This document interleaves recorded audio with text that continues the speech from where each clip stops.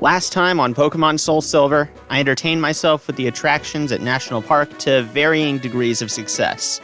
The Poke-Athlon ended in disheartening defeats, while the bug-catching contest landed me both a Beedrill and a first-place finish.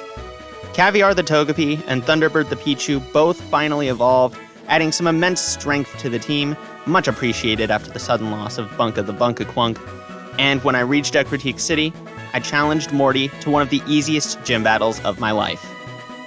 Critique City acts as a hub for the Northern Johto, connecting each city you'll travel to in the second half of the campaign. As such, I could choose which way I go from here, and even though there's a set path they want you to take, I could skip some gym battles. But first, now that I can use Surf to traverse waterways, I headed back to the ruins of Alph, where I could finally encounter a Pokemon to add to the team. As soon as I got in the water, I encountered an Ice and Steel-type Kadabra. I named this Iron powerhouse Ultron, figuring that once he gets his chance to shine, he'd be as strong as the antagonistic android. From there, I headed east of Critique City to see just how far ahead I could skip.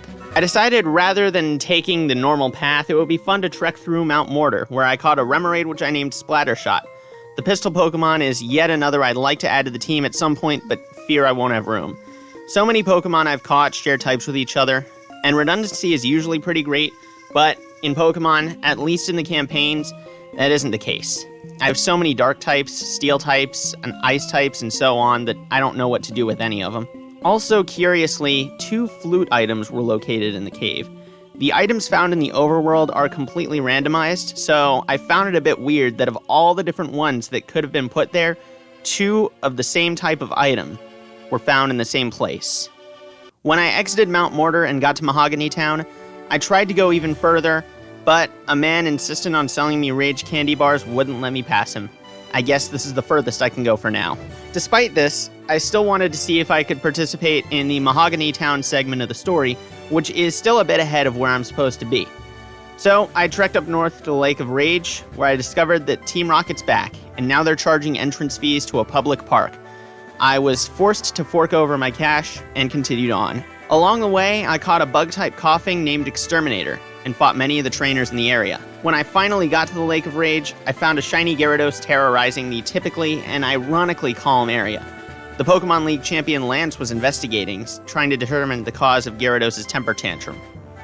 Even though the shiny claws will allow me to catch the Pokemon regardless of whether I encountered anything else along the way, I didn't find anything, so I challenged the red Gyarados to a battle.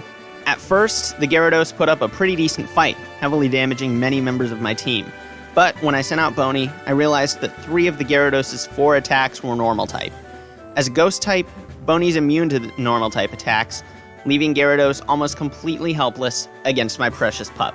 And thanks to Boney's typing, the Gyarados was caught.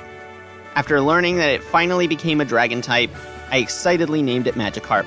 After hoping for one all game, I finally had one. If I ended up deciding at some point that Whack-A-Mole's defenses are too low, or if the unthinkable happens, Magikarp would provide a slower, but all-around stronger Dragon-type option to add to the team. From there, I backtracked back to Mahogany Town and found Lance inside what might at first glance appear to be a souvenir shop. In reality, he pushed a wardrobe aside to uncover the entrance to Team Rocket's secret base.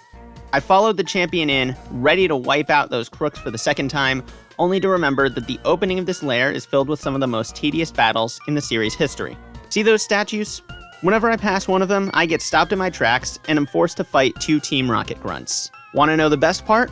It's the same 2 every single time. Since the Rocket grunts don't usually have names, I decided I'd give these 2 special nicknames. I'm calling the first one Simon and the second one George.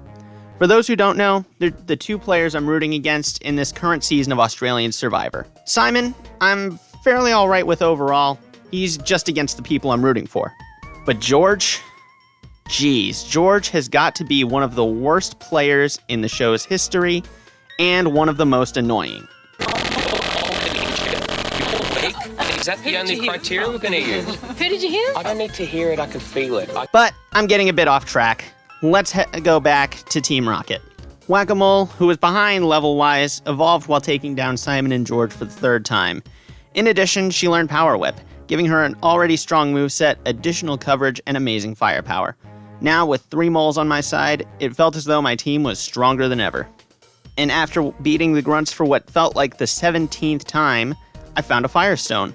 I didn't use it immediately, but while I was in the hideout, I put it to good use, evolving Boney into an Arcanine. At this point, half of my team has reached their final forms, and that's just going to make the game even easier than it already was.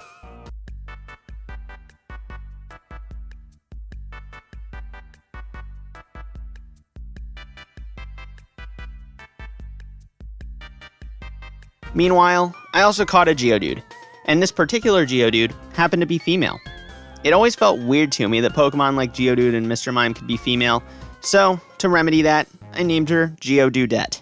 Silver showed up as I went deeper into the hideout, but he didn't do anything helpful, so I fought the team's admin Petrel all by myself, and it was a pretty easy match. After Team Rocket's Master of Disguise was defeated, his Murkrow told me the passphrase to get to the hideout's power source. I don't really know why exactly his Murkrow defects, but I guess something plot convenience, something destroying the power source, will blah blah blah, and Team Rocket's plan to make the Gyarados angry will fail. But before I could access the power source, another Team Rocket admin, Ariana, showed up. With a grunt at her side, she challenged me to a match, and Lance came in to help me out. As I sent out Spines, Lance sent out his RAIKOU? Jeez, am I gonna have a tough time when I get to the Elite Four. Raikou's rolling kick attack quickly dispatched the opposing Delibird, while Spines just barely survived an attack order from Piloswine. Oh yeah, I forgot the Swinub line was bug type. So now, it's time to give the newly evolved Boney a spotlight.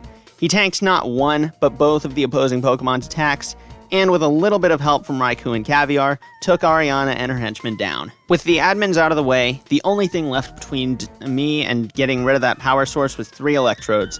After defeating them, the power source was dead, and Team Rocket abandoned the place. So now, that only leaves one thing left for me in Mahogany Town, and that was the gym.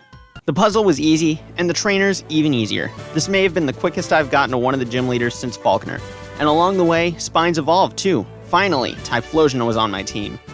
In the battle against Price, Whack-A-Mole one-shotted the leader's first Pokemon, a Houndour. Then, I got a bit afraid of his Girafarig, so I switched to the much bulkier Caviar. In a longer bout than I would have expected, Caviar eventually chipped Girafarig's HP to 0, leaving Price with his final Pokemon, an Electabuzz, and not having any idea what to do with it, I figured the best solution would be to switch to another Pokemon. So, I thought Boney would be the best choice, and it turned out I was right. Electabuzz ended up being Psychic type, and lost pretty quickly to Boney's Shadow Claw attack. And just like that, Price is done. I have defeated the 7th gym to earn my 5th gym badge. Now, since I can't go any further east for the time being, it's time to go west and challenge the 2 gyms that I skipped over. So stay tuned.